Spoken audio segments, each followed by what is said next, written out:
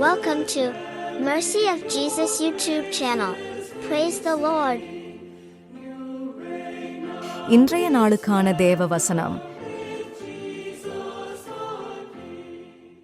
ஆதியாகமம் 15:5. அவர் அவனை வெளியே அழைத்து, நீ வானத்தை அண்ணாந்து பார், நட்சத்திரங்களை உன்னாலே எண்ண முடியுமானால் அவைகளை எண்ணு என்று சொல்லி, பின்பு அவனை நோக்கி, உன் சந்ததி இந்த விதமாக இருக்கும் என்றார். மத்தேயு 5:6-7 வரை.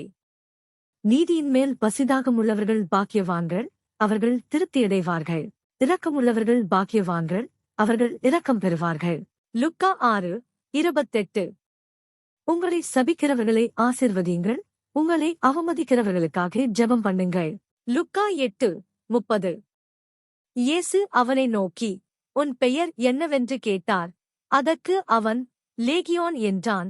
அநேகம் பிசாசுகள் அவனுக்குள் புகுந்திருந்தபடியால் அந்த பெயரைச் சொன்னான. ரோமர் 6:19.